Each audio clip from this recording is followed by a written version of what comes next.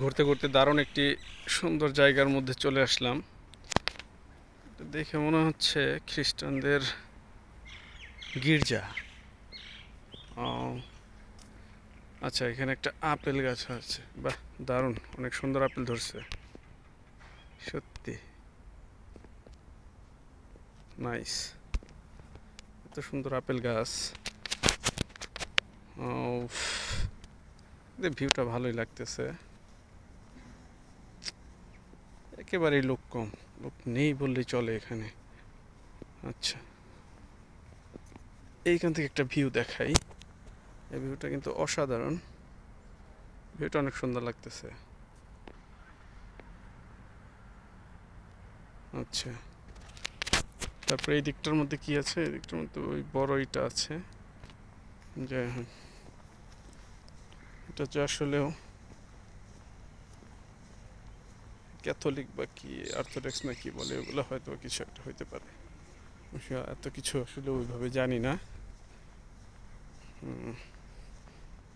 আচ্ছা, এখানে একটা যে কার আসলো একটা,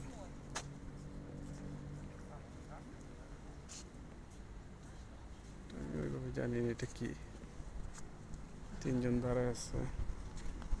ও নাইস, আসলে নাইস বলাও ঠিক না, অন্য ধর্মের এগুলা। তো লোকেশনটা অনেক ভালো লাগছে, সুন্দর, চতুর্দিকে সবুজ আছে। আচ্ছা, এপাশে মনে হয় গাড়ি পার্কিং এর জন্য জায়গা আছে। হুম, এটা আর একটা ফটক ঢোকার জন্য। এটা আর একটা ফটক, এখান থেকে সুন্দরভাবে এখানে ঢোকা যায়। হুম,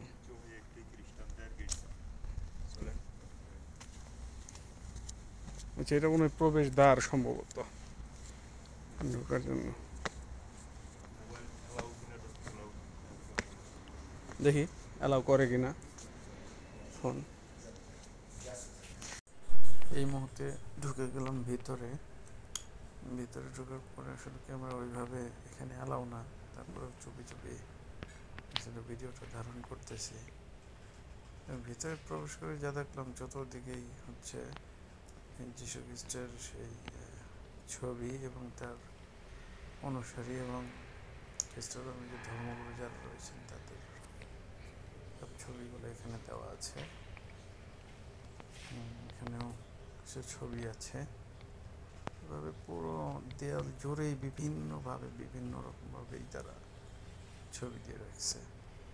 আমার একটি বিষয় জানিয়ে রাখি, সেটা হচ্ছে যে আসলে প্রত্যেকটা ধর্মেই কিন্তু অশ্লীলতার কোনো স্থান নেই। এখানেও যারা আসছে ম্যাক্সিমাম লোকই যারা হাফ প্যান্ট পরে আসছে, মেয়েরা, তাদের জন্য এখানে